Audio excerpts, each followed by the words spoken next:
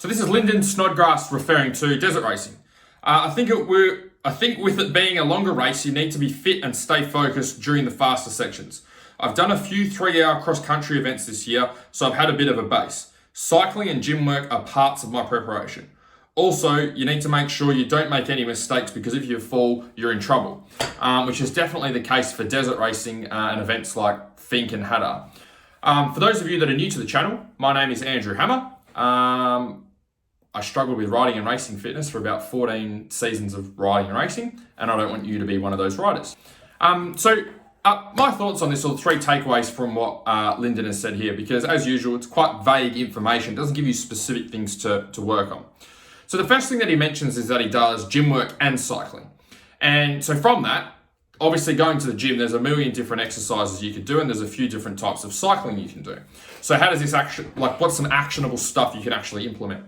So when he's saying gym work, I guess what he's referring to is strength work, is getting stronger.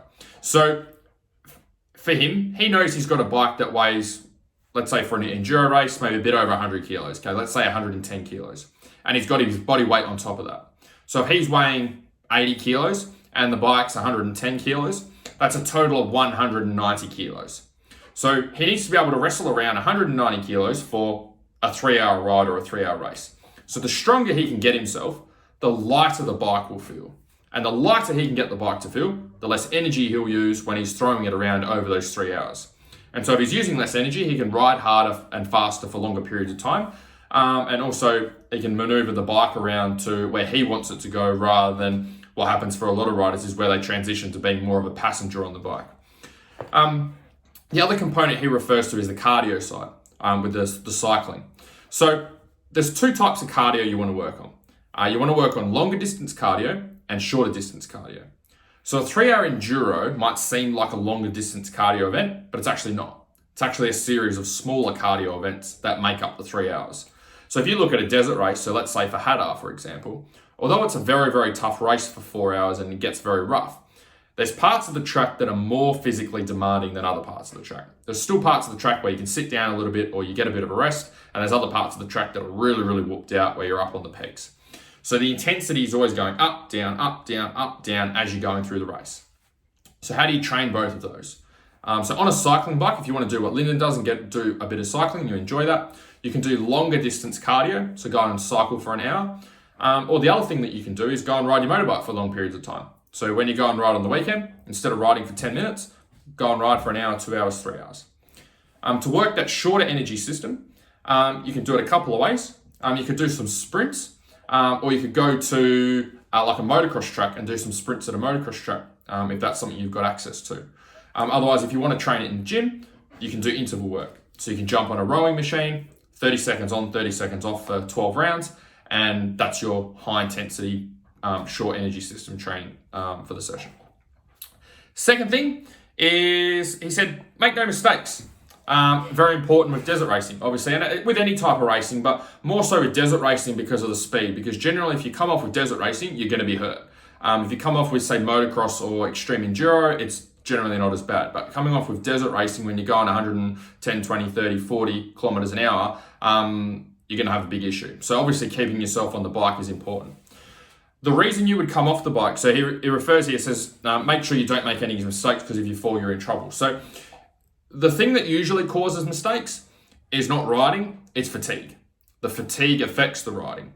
And the reason that happens is because when you're fatigued, you don't operate as well. You're not as mentally sharp, you make decisions a lot slower, your body isn't able to wrestle the bike around as well because it's fatigued, okay? You're trying to catch your breath, your muscles are sore, you're not focusing as readily as what you are at the start of the race.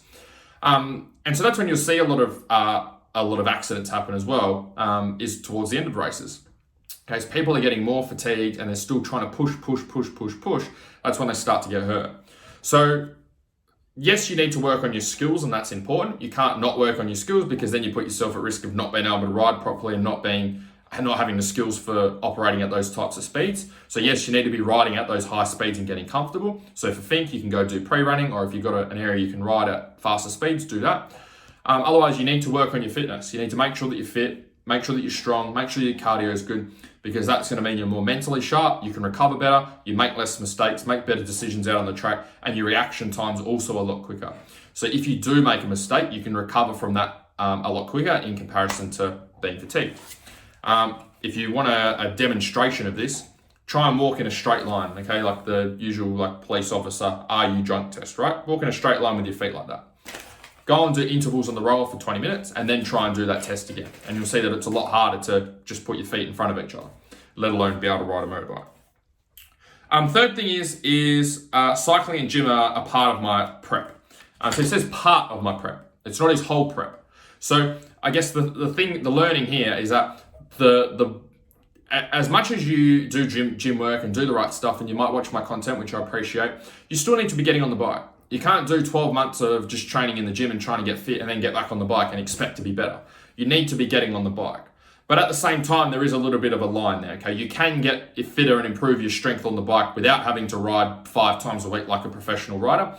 If you're getting on the bike once a week or once a fortnight, that's great, okay? That's adequate for you to be able to see progress and improve your fitness and skills on the bike. Obviously, the more you ride, the more you work on your skills, the faster they're going to progress. But if you're not a professional rider, then you've got to make the most of the time, the limited time that you do have to be able to ride, and also make sure you're finding other ways to improve your riding outside of just getting on the bike, which generally comes down to looking at your eating and nutrition, and also making sure you're training well and doing the right stuff during the week at the gym.